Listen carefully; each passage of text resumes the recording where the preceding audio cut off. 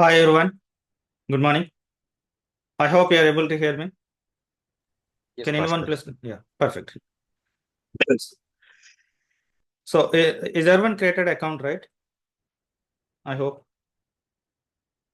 I know few Yes. people already created and start doing the practice so that the navigations you can get to know. So, practice is important when it comes to the Azure data engineering. Okay, so in the last session, we started talking about storage account. The storage accounts is having two possibilities. You can create a blob account and you can create a Azure Data Lake Storage Gen2 account. As part of our sessions, we are going to use Azure Data Lake Storage Gen2, which is specifically designed for big data processing. And with this Azure Data Lake Storage Gen2 account, what we are going to store that I'm going to take you through today. So I'm just taking this part alone separately. Here I'm saying, as I said, this is a service only. Azure Accounts is a service and Blob is for general purpose. And this is for big data processing that we are going to use it. In this Azure Data Lake Storage Gen2 also, we are going to use mostly we are going to use blobs. Okay, so that is a container we can call it as, and it is a file system. We are going to have a files only. We are going to deal with the CSV files. We are going to deal with the JSON files. We are going to deal with the Parquet files. Okay, so variety of the files are available. We are going to deal by keeping the data into this particular place. So file is nothing but a blob in the Azure Data Lake Storage Center. So file is going to store as an object. File is going to store as an object. Because of that reason, they're calling this as a blob, a binary large object. Okay, so if I wanted to store the data into the storage, how can you store the data into the storage? So that I'm going to take you through. Let's go to the portal. In the last session, we created a resource group is May resource group. So I just kept it as it is everything. I'm not going through the blob. I'm going to take you through the Azure Data Lake Storage Gen2. Azure Data Lake Storage Gen2, I just entered. So how can you say that is a Azure Data Lake Storage Gen2 is if we have these properties and if this property is enabled. If this is enabled, then it is a ADLS Gen2. If it is disabled, then it is a blob account. Account itself is a blob account. And when it comes to here in the either one of the account, even blob or Azure Data Lake Storage Gen2, all these four options is very much similar. All these four options are very much similar for data storage. Only thing is in one place we are going to have a hierarchy, another place there is no hierarchy. That is the only difference. And containers, you can see the symbol of this, how it is going to be there, that indicates it is a storage. And file shares, quiz, and tables. This last three options is not required for us. So when you have a storage is not only for data engineers, a storage is for everyone. Okay, so file shares is something like you're having shared paths, right? Shared folders. In the same way it is going to work. But we don't need to know about all these things because this is not for us. For us, we are going to use we are going to use containers. For Azure data engineers, we require containers. So containers are going to hold the file system, or containers are going to allow you to store the files. So let's go into the containers. I'm just going to create a container. I'm just taking out this. Now I don't have anything here. By default, you will be having a logs when you create any storage account that is going to have a logs container. Just leave it default, whatever is coming. Now I wanted to create a container. Let's say I have a employee.csv file. I wanted to store this file into the Azure Data Lake Storage Gen2. Okay, so who is going to store is 99% is you are going to do with the help of ADB and ADF. These two will do it. So 1% is if you are doing any testing, if you wanted to upload manually, then you can also do it manually. So this 1% I'm just concentrating first, and later we'll see how we can do it with the Azure Data Factory and Azure Databricks. Because I wanted to know, like I wanted to make you flexible with the storage account. Then how Azure Data Factory is going to deal with the Azure Data Lake Storage Gen2, we'll see that. If you wanted to store the files in Azure Data Lake Storage Gen2, then we need to create a container. So in real time, who is going to create a container is someone else is going to take care about it from the administration side. And we are just going to consume the container. So we are going to have in real time like raw container or bronze container and silver container, gold container. Okay, so some people they will give processed, So how will unprocessed. we differentiate raw, bronze, silver, gold, Bhaskar? The naming standards will say. Mm-hmm. The name itself we are going to give in that way. If there is a different naming things, they will give the naming standard. See, like let's say person. Let me take my name, Bhaskar. When they give the container name, when you join into the project, if they're going to treat that as a raw, then they're going to say this is a raw container. Okay. That is one way. And other way is they're going to give a prefix or suffix of your project underscore gold or something like that. Okay. Okay, so So these that are predefined terms or yes, predefined only, predefined only. From okay. our side only, we're going to define that. Okay. Okay. Now we need a container. So in our practice, we have to set up everything from our side. Then we need to create a container. So what is this container? Container is a root directory. Container is a root directory. Okay, so when you take any operating system, we are going to have a C drive or D drive. So those things we can say root directories for that particular drive.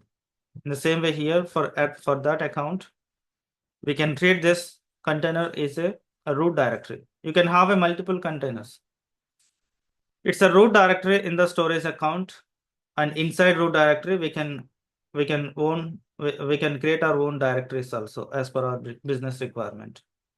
We can create our own directories. So like this, I'm just going to create a container called data files. I wanted to create a directory called data files. Just observe for practicing, I'm taking in that way. Let's take a container name.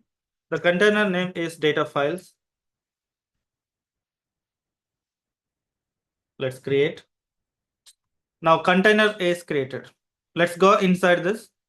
You can see there is a directory. If you want to add the directory, you can add a directory. You can add a directory, and data factory also can add a directory. If directory is available, it uses the existed directory. If directory is not available, data factory is having a capability to create a directory. Or even Databricks also does the same thing. Now let me do creation of the directory from our side. Let me hit on add directory. So the directory name, I'm just taking input. You can give any naming standard. I'm just taking input to differentiate input and output. I'm taking input directory and hit on save. Let's go inside the input directory. I do not have anything here. I wanted to store the data into the directory. I wanted to store the files.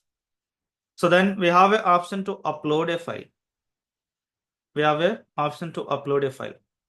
Let me upload a file. Let's take a file called customer.csv.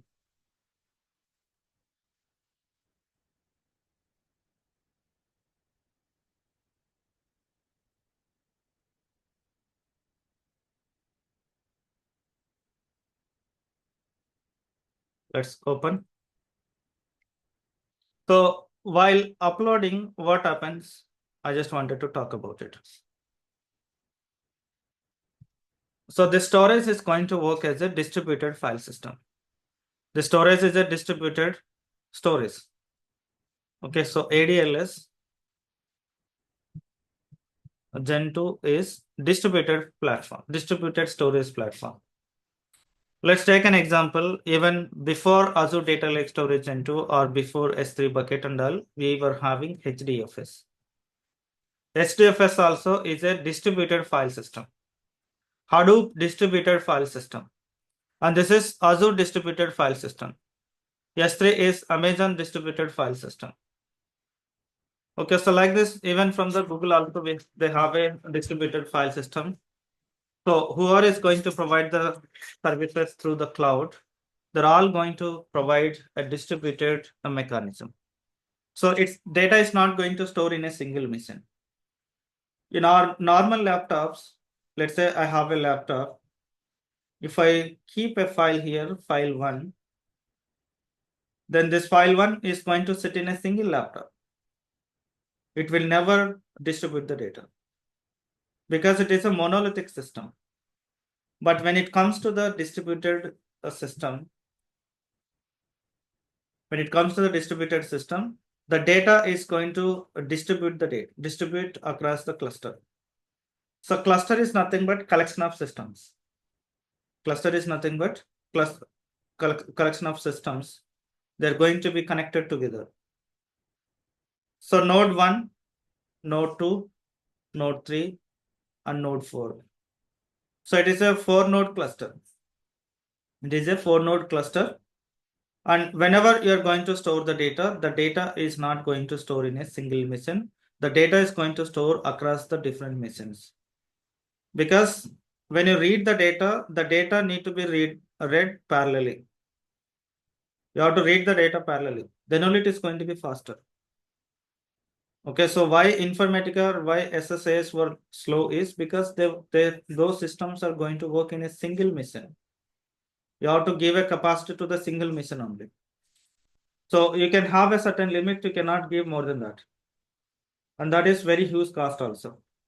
But when it comes to the distributed mechanism, we can have a commodity softwares or commodity hardware systems, and you can use them for distributed processing. So this Azure Data Lake Storage Gen2 is going to store the data by distributing across the multiple systems. So node 1 means computer 1, computer 2, and computer 3, or system 1, system 2, system 3. So all these systems are going to be connected together. All those systems are going to be connected together, and data is going to be distributed. On what basis it is going to distribute the data? So that is also important. So this is all going to be happen internally.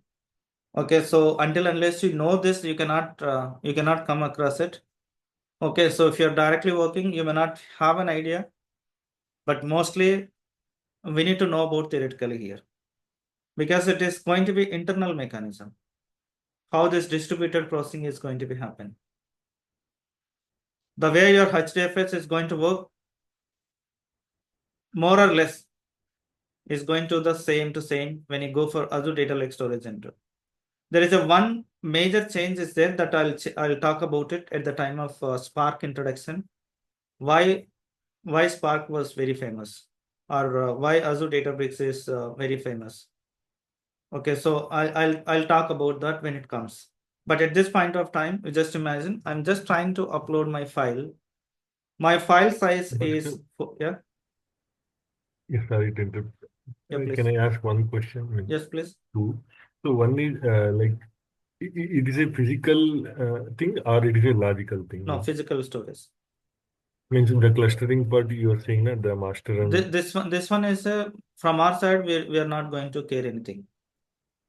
It's the internal mechanism.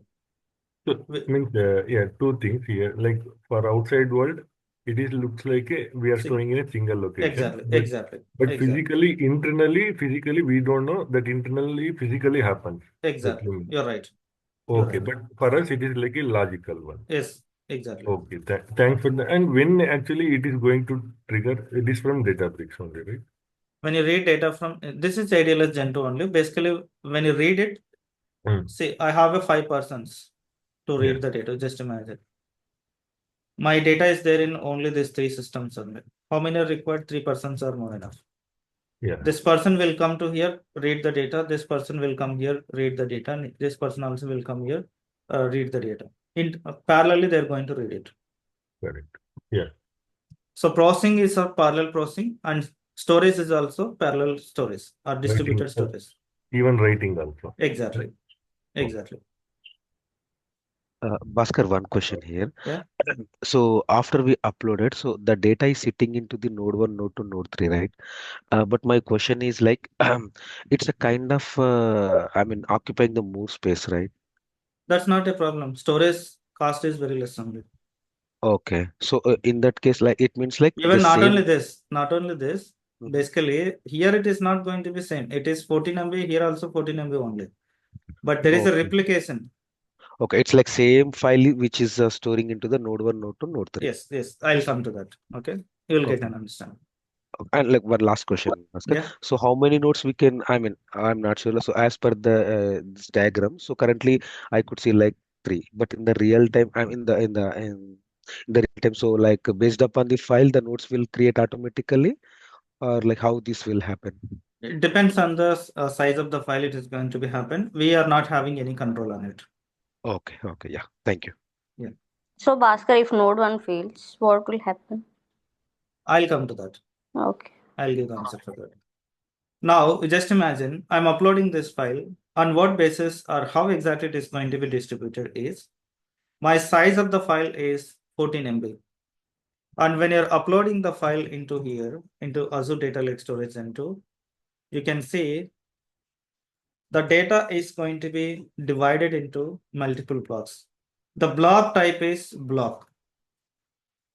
The block type is block. That means the file is having 14 MB. This 14 MB is going to divide it into multiple blocks. Each block size is 4 MB. Each block size is 4 MB I'm having. I'm just taking this one into explanation purpose. If you want to increase or decrease, you can do it. And by default, it is having 4 MB. And this 14 MB is going to be divided into multiple blocks. So block 1 is 4 MB. And block 2 is 4 MB. Total 8 MB. Block 3 is 4 MB, 12 MB. And block 4 is 2 MB. So total is 14 MB. This 14 MB, this will go into one place and this will go into one place. This will go into one place. Okay, so sometimes even 2 blocks also will be there in a same mission also. Depends on the number of nodes. Okay, so here I'm just taking in this particular example, I have taken a 4-node cluster, and this is the master. Just imagine master node. The intention of this, I'll talk about it. So block 1, I'm having 4 MB. The 4 MB is sitting in the node 1. And block 2 is sitting in the node 2. And block 3 is sitting in the node 3. And block 4 is there. The block 4, any of the system can take. I'm just taking an example, node 2. Block 2 also is, block 4 is available in the node 2. Okay, so here 2 blocks are there. Here is 1 block is there. Okay, so if you have a little more size, then you can have a data within the same blocks only. At any cost, you need to keep the data in 3 nodes only. If you have a 3-node cluster. Okay, so here I'm taking 4 node. This master node, what it is going to do is, it is going to have a information, metadata information. Okay, so where exactly the blocks are available. For every block, there will be some IDs will be generated. It's an internal mechanism. The file name, the block ID will be there. The block IDs are going to be identified in the nodes. So some kind of indexing will be there in this place. So whenever data fact is going to try to read the data from storage, then it will look into this. It will look into the meta storage in metadata. So that is going to have the details. Based on that, it is going to read the data from the nodes. So it's an internal mechanism. We are not going to worry about it. Okay, so the data is going to be divided into multiple blocks. Whenever you're going to upload the data is going to divide it into multiple blocks, and blocks are going to be distributed across the different nodes. Now you may have a question, what if block 1 is failed? If node 1 is failed, there is a chances. So if the node 1 is failed, basically we are going to have a redundancy.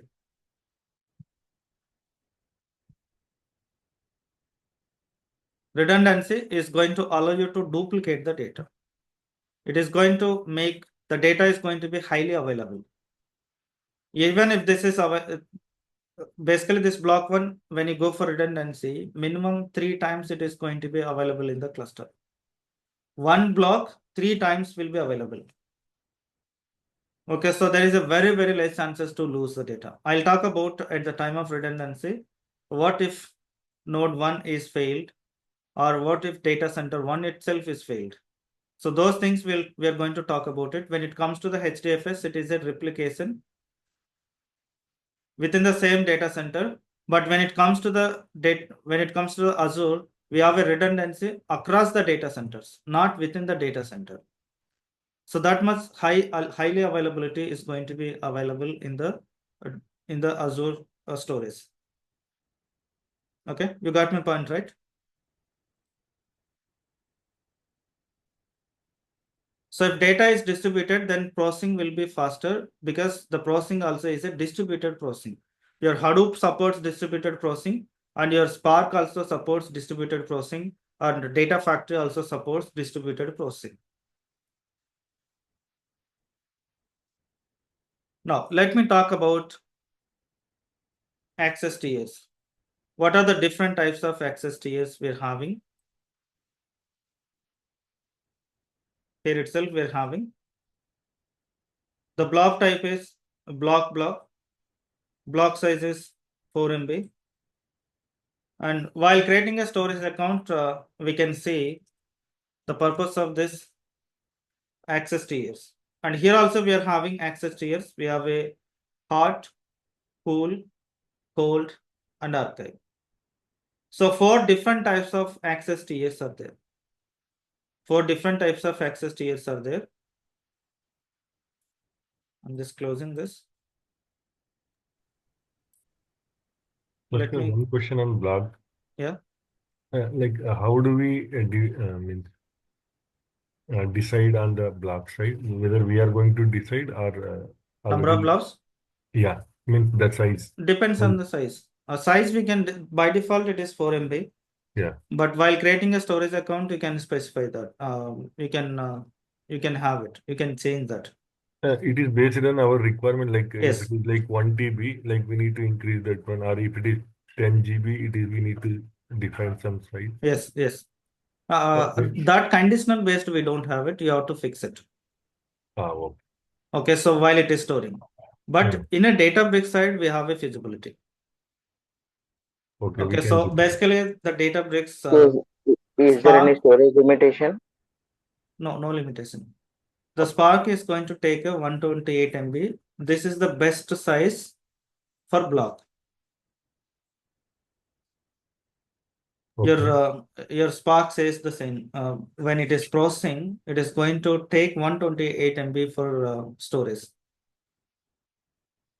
Yeah. Okay. 128 MB is going to take it. And from here you can specify, if you have a 128 MB, then 128 MB is going to store into your storage account. Okay, so processing is going to be a little different, and when it comes to the physical storage, it is going to be a little different. So this is physical store, which we are seeing. Yes, we are talking about physical storage. Okay. That map reduce, it will come from the Spark side. Yes, in the RAM. Yeah, thanks. Okay, so I'm just creating one more storage account just for differentiating about this access tiers. Now, if I go to the next, you can see it.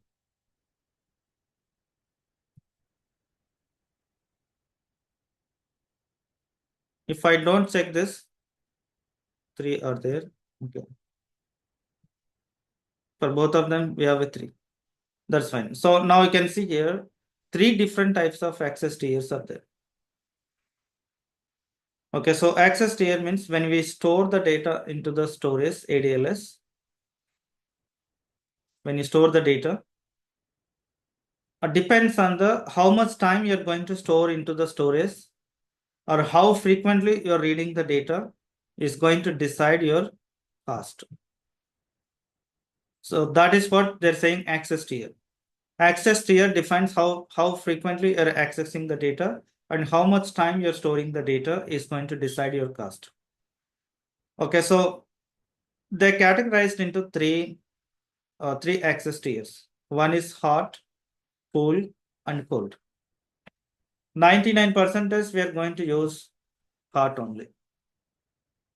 Okay, so and this will be taken care by administrators. We are not going to be responsible for that. We are not going to be responsible for that, but definitely we are going to use hot. So hot means optimized for frequently accessed data. Optimized for frequently accessed data. You're going to read the data and you're going to load the data frequently by using data factory and Databricks. So we require hot. So this is going to be used to everyday usage scenarios. We are going to use this hot. By default, we are going to have a hot. Okay, so definitely have to take a hot. If you don't take a hot, if you're trying to access frequently, then your cost will be more. Okay, so when you go for hot, what happens is accessing cost is less. Accessing cost is less. And storage cost is little more.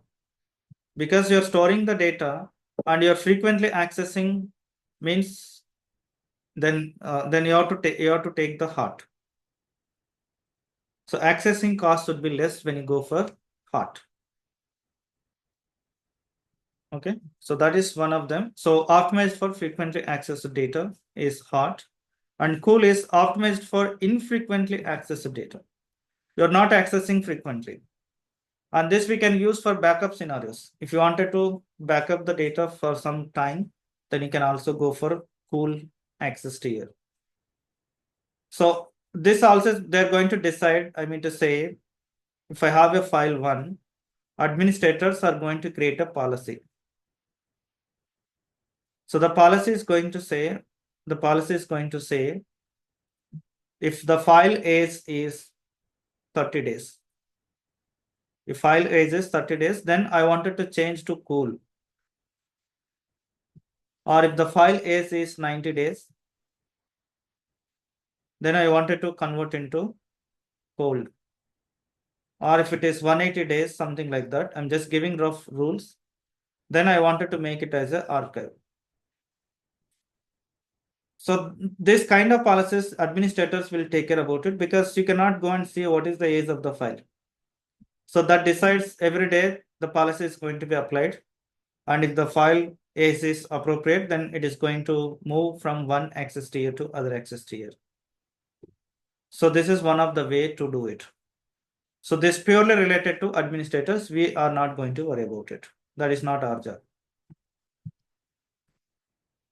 Okay, so that is about access tier, and cold is optimized for rarely accessed data. And this is also suitable for backup scenarios. So that is what I'm saying here. Bhaskar, one question here.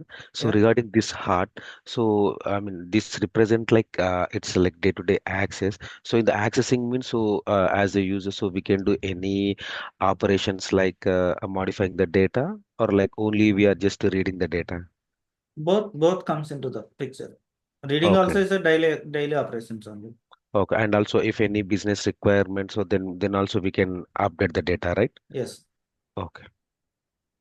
Yeah, thanks, Bhaskar. Okay. Yeah. So in order to reduce the cost, we are having the following types of access tiers, as I said, hot, cool, and cold. Based on the storage time and how frequently access the data from storage is going to decide your cost. While data is sleeping, there will be a cost even if data is not moving. And while data in transition also, there will be a cost.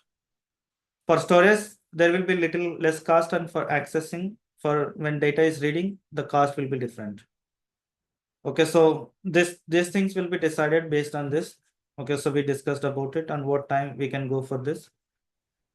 Okay, so this is about the access TS, the pricing related stuff. Just for understanding, I'm taking you through. We are not, nowhere is responsible for these areas. And next, yeah. One question. So, but in the Azure means not Azure, like a cloud means it is only processing they are going to cost, means cost will be involved only for the processing. And so here we are seeing they are charging for storing as well as the accessing, right? So, Yeah. so it is involved means in Azure every services are like this or only certain If you services? take a ADF or ADB, anything. Okay, data is going to idle for some time, right? If you're not accessing. Correct, yeah. Okay, so data is in sleep. When the moment it is trying to read, for sleeping, while data is in sleeping, then there will be a cost, but cost will be less. Okay. Okay, and your data factory is trying to read the data. Hmm. For reading means your data is moving. Tran- For data, when data is in motion, then that case also they're going to charge. That is transition. Yes. Okay. Yes. Okay. Okay. And once it is moved into this place, then data factory is going to process. So data factory cost will be there. Okay. Okay. So that is how it is going to be there. Even if you consider all these things, it is very, very less. Yeah. So, but general talk are they have highlighted like there is no only cloud is charging only for the processing, not so that is the wrong thing, right? Means Of course, 100% it is wrong. So the thing is, I stored in my accounts, I'm having almost 21 GB. Okay, in my account, I mean to say in my subscription. So this time only I just keep this much data to see how much cost they wanted to, how much cost they're going to give to see. It is a negligible cost. okay. Okay. Okay, so when you compare with your on-prem, it is 100% is negligible cost. You can feel Right. processing cost only is more, basically. Okay. Sure. Okay, so Yes, because of yes. that reason, why cloud systems are more Friendly. Yeah. yeah, so more in demand when you compare with the HDFSs, Hmm. because HDFS is having storage plus processing in a same mission. Storage plus processing is Yeah. going to be happen in the same mission. Even if you don't use the storage, your processing mostly you may process 1 hour. Okay, and mostly you're going to have a storage only. But if your processing is not, I mean to say, if your processor is not in running, if the server is not in running, or if the cluster is not up and running, you cannot access the data. So because no the charge. storage and processor is tightly coupled. Okay. So because of that reason, what this cloud systems has done is they separated. Process is separated, storage is separated. You Yeah, got my thank point, you. right? Yeah. So you will get little Yeah. more clarity when Yeah. time comes. I'll talk about it. Sure. Thank you. Yeah, no worries. And next is how can we access it? The storage access, a security. Okay, so even security also is going to be provided by administrators. We are not going to provide any security to anyone because we are not much aware of administration activities. If Azure data engineers or data engineers does everything, then they will do many mistakes if it is related to administrator side. At the same time, administrators cannot do our activities. Development, they cannot do it. They know how they can provide access, or they know how they can deploy a service. Okay, so each and every individual roles are completely different.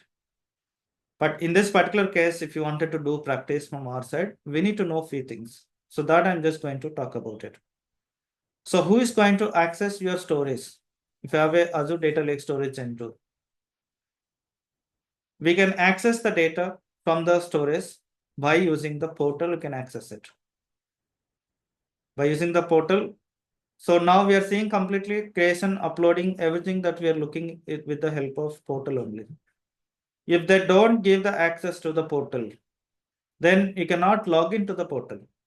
If you cannot log into the portal, then you cannot see, right? So because of that reason, we have other options to do it. That is Azure Data Storage Explorer. In the prerequisite, we install Azure Data Storage Explorer. So this is a client tool. We already seen how we can set up it. I hope you people set up this one, Azure Storage Explorer. The third is we can use Azure Data Factory to read the data from the Azure Data Lake Storage Gen2. We can read without writing the code. We don't need to write a code. Your Azure Data Factory is a code free, no code. And the final one is that we are going to see from our sessions is Azure Databricks. From Azure Databricks also, we can read the data from this Azure Data Lake Storage Gen2. So to read the data from ADLS Gen2, we need to write a code, 100% is coding. Azure Databricks is a 100% coding, but that code is very, very simpler. Very, very simple. When you compare with the MapReduce of your Hadoop, if you take a word count program, you have to write too many lines of the code. But when it comes to the Databricks, when it comes to the Databricks or when it comes to the Spark, in couple of lines you can do it. We can also do in a single line also. The 2 lines we can convert into single line. So that much simple it is. It's uncomparable in terms of writing the code. It's uncomparable in terms of the processing.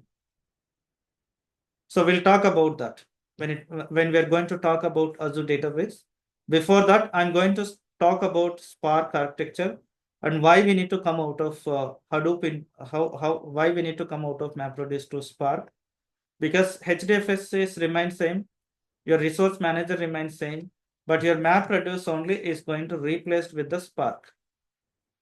It is 100 times faster than your MapReduce. And performance wise, it is faster. And the number of lines to write a code is also very less. And here you have to write only Java. But here we have a multiple options are there to write a language. We can write any kind of language, like we can write a Python, we can write a Scala, we can write a Java, we can write R. All are going to be allowed. If your person is interested to write Python, Python is going to have a less number of lines of the code.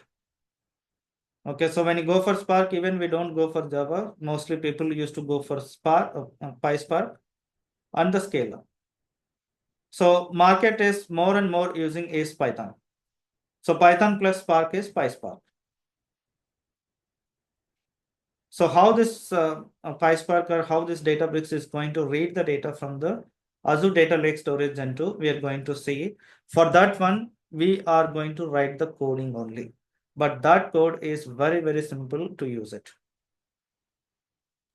Now, I want, you know that already, portal, how we can use the portal to access it. This is what the portal it is. So if you wanted to access the data from the portal, then you can easily access the data from the portal.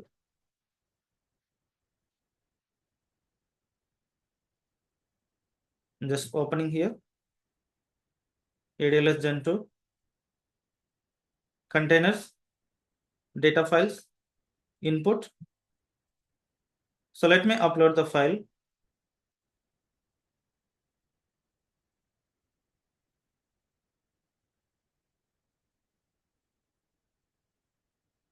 Customer.csv, upload it.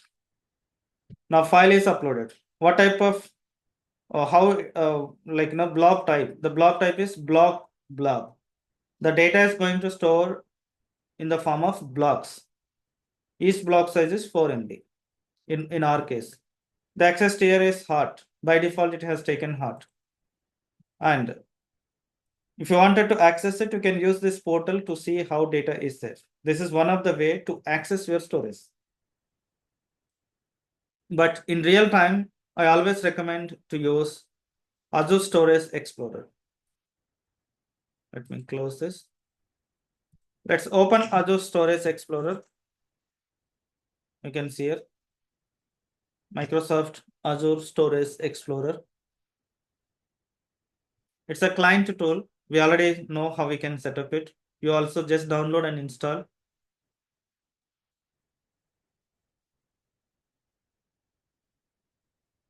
So I have a storage account here connected, but I'm going to show you our storage account. We created it, right?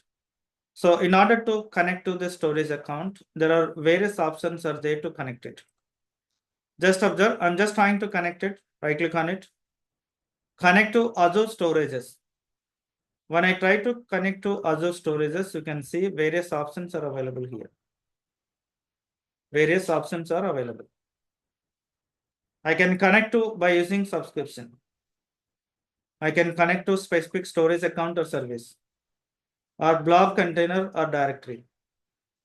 So they can control it, what level of access we require, that is going to be controlled based on your requirement.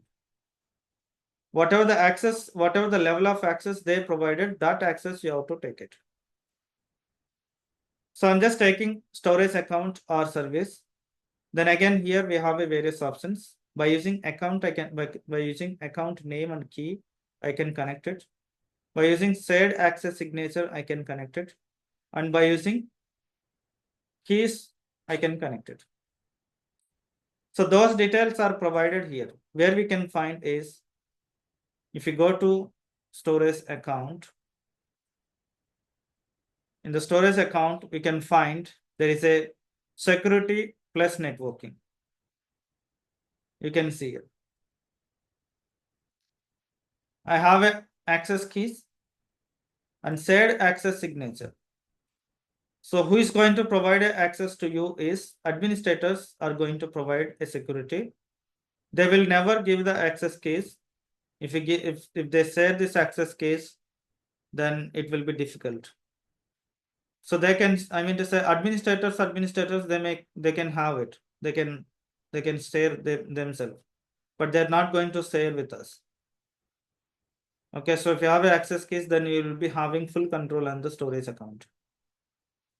And there is no limit for it until unless you rotate your key. Until unless you rotate your key, you can access your storage.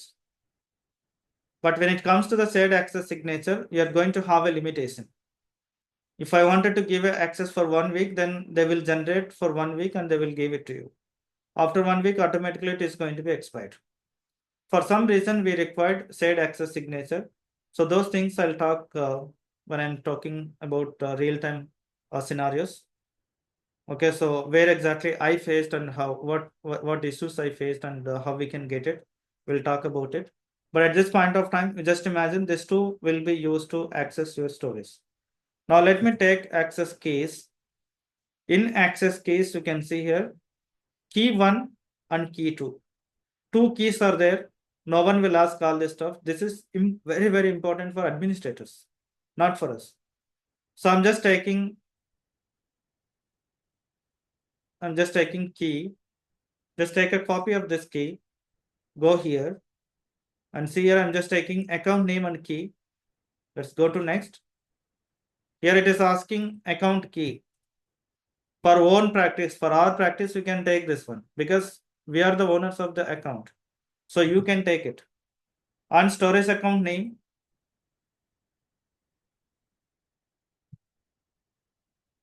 storage account name and display name, I'm just taking same.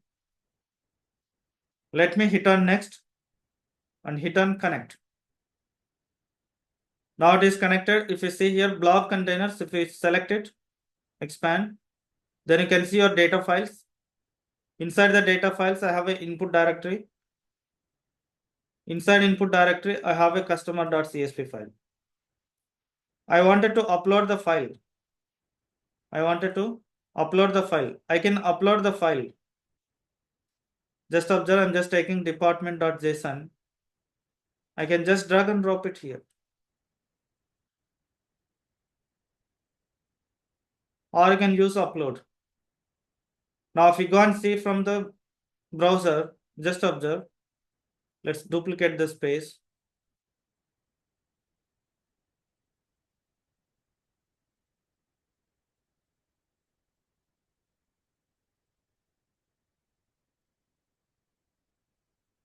Let's go to the containers, data files, input folder.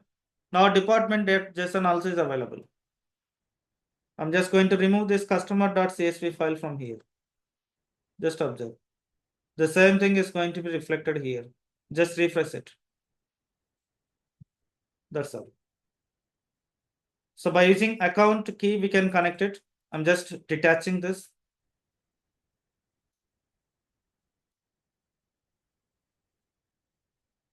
Let me reconnect it.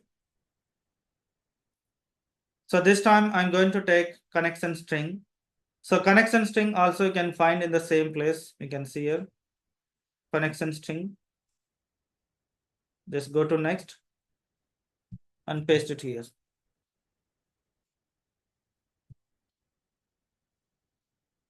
So display name you can give any name, but this one is having access key is available here and account name also is available here. Let's say next and hit on connect. The same thing is going to be happen here. Data files. You can see.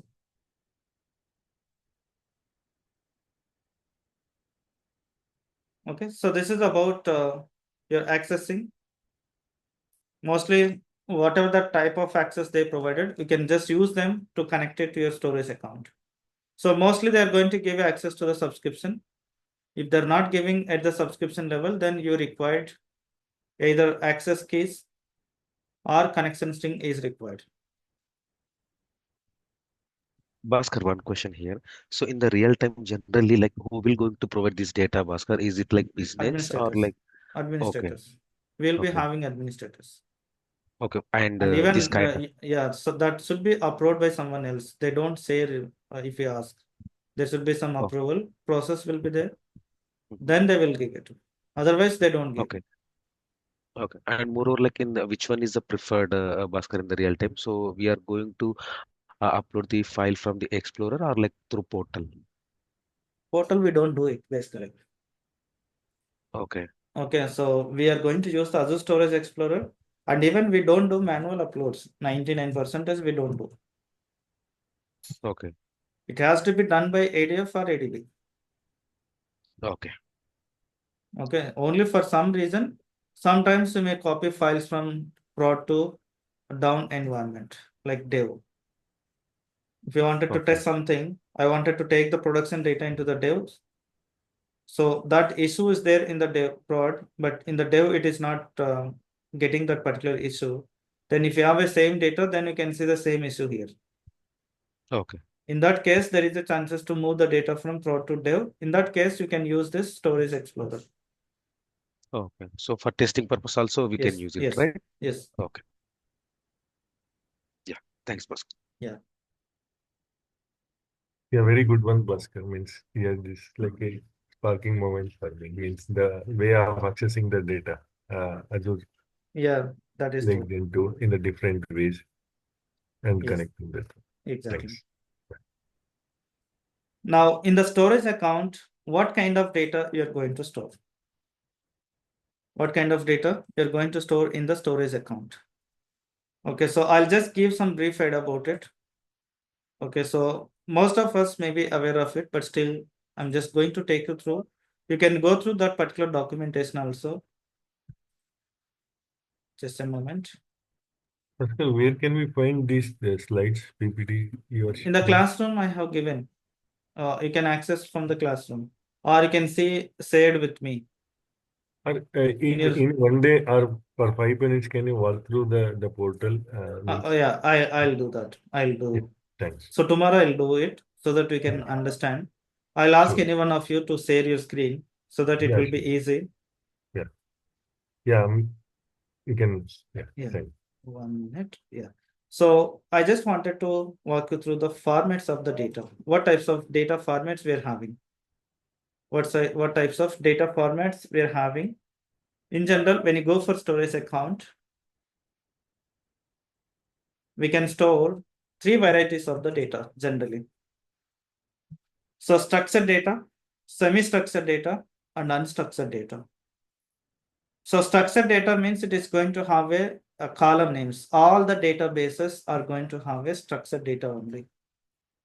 and all .csv files are going to have a structured data, or all text files with comma separator or tab separator, okay, or pipe separator is going to have a structured data only. Okay, so a specific number of columns you're going to have, or fixed number of columns you're going to have. So that is a structured data. So that I'm just taking an example here, customer ID, customer name. Everyone, mostly you come across this kind of data. So whenever the data is going to be there in the tabular format, that is known as a structured data, or with a comma separator or any delimiter separator. Okay, so tabular format represented by rows and columns, fixed schema, and SQL can be used to interact with this data, basically whatever it is there in the database, to read the data from there. Then SQL we are going to use to interact with the databases. And each row has same number of columns. The number of columns will be fixed, and all relational databases are going to have a structured data. So on-prem systems have given example here, and for Azure I have given example here. So when you see this data, then you can feel that it is a structured data. Market is having more than 80% is with the structured data for a data processing. We have an unstructured data also in the market. And semi-structured data is the second one. The second type of data that we are going to store in the storage accounts. I'm talking about in ADLS Gen2. So semi-structured data we are going to have. This semi-structured data is going to be like JSON files is a semi-structured data, and XML is a semi-structured data. YAML is a semi-structured data. So number of columns are not fixed. The number of columns are not fixed. The number of columns are fixed means that is a structured data. So number of columns are not fixed means it is a semi-structured data, and this is very, very important, especially JSON. Okay, so we can see here the first record is having three columns, and second record is having 4 columns. So number of columns are not same. If you try to feed the similar kind of data in a SQL server, if the table is having a 3 columns in the structured data, if you try to pass 4 values, then it will not take. Or I have a 4 columns, and if you try to pass 3 values, then it will not take. So you have to pass the number of values and number of columns should be same. But when it comes to the JSON file, or when it comes to the semi-structured data, we can have any number of columns. Any number of columns we can have, and within the same also we can have a structured data type. Okay, so if you load the similar kind of data, you may load too many lines of rows. But if you store in this place, then you can store all these records into single row also. Like especially for customer is going to have a address. So address will be like address is one, what we can say, street is one column, and what we can say, street, some parts will be there, right? Address 1, address 2, something like that. If you have that kind of things, then you can keep it in a single place here, in single column. So that is having feasibility in the semi-structured data. Each record has a variable number of properties, means columns, and no fixed schema, and flexible structure, and no SQL kind of data is going to be stored, not only SQL. So all Cosmos DB or Document DB or Cosmos, all these are going to store the data in the semi-structure. And the data is going to store in the form of key and value pair. Example is JSON and XML is an example, and these are going to use the semi-structured data. I mean to say, in the backend storage is going to be semi-structured. So Cosmos DB in Azure Data Lake Storage into table also is going to do it. But look and feel, you can feel that it's like a table, but it is going to behave like your JSON file. But Cosmos is going to store in the JSON file format. So this is just for understanding. I wanted to take you through this. And unstructured data is plain text is a unstructured data. For data engineering point of view, if you take a logs, the logs is going to be there in a file without any separator. It's a plain text. So plain text is a unstructured data. And your messages is unstructured data. Your emails is unstructured data. Okay, so mostly we are going to handle the data only, not like images, not like videos or audios. So that will be taken care by data. I mean, it's a machine learning people are going to take care about it. But from our side, no predefined structure is going to be there, and it is going to be plain text. If you have a plain text, or if you have a feedbacks, so feedback also is not going to have a structure. So we can analyze these feedbacks and we can get the structure on top of it. So from unstructured data, we are going to make a structure by using our big data engineering services. Like especially Data Factory will not support to do unstructured data processing, but whereas Databricks is going to be support to process your unstructured data. So that we are going to see how we can do process plain text by using Azure Databricks. Okay, so these three different types of varieties of the data we can store in the Azure Data Lake Storage Gen2. But when it comes to the database, it allows you to store only structured data.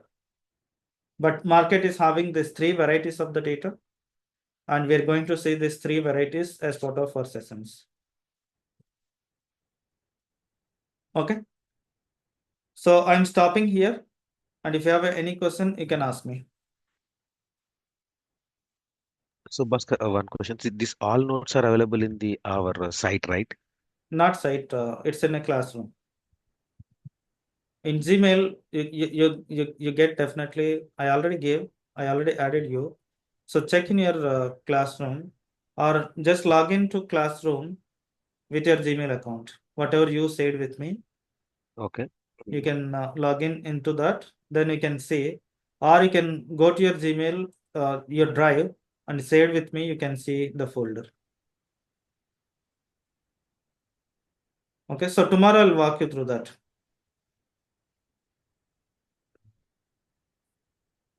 Okay. I could see like the old one, Bhaskar. So like 29th November. So that is what you are trying to The say, right, same, Bhaskar? yeah, that is right. The okay. Okay, just try. If there is anything is missing, let me know. I'll keep it available. It will be same for everyone because I'm not giving to each and every individual. Because of that reason, I created a classroom so that I don't miss it. Okay, so if I give individual, sometimes I may forget your email IDs. So it is little difficult. So that I just kept it in a classroom. If there is any update, I can keep it in a classroom. You will get an alert email. And I'm going to create a WhatsApp group also today. So I'll keep add in a WhatsApp group. Just 2 minutes, Bhaskar. I just already opened. Okay. I'm just trying to share my screen, Bhaskar. Yeah.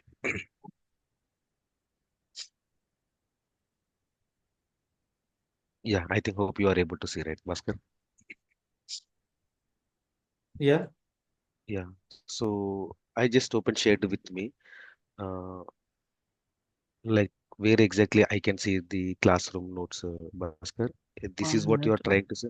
Not this one. Database day one part two is not mine. Can you come little down? Okay. I think you are not joined in the classroom. Okay, so search in your Gmail. First, you have to join in that group. Search in your Gmail. Go to your Gmail. Okay. Yeah. Here, just This search is for classroom.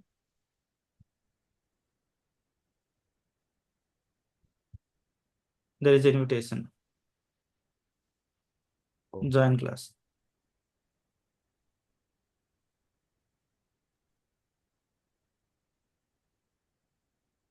Join.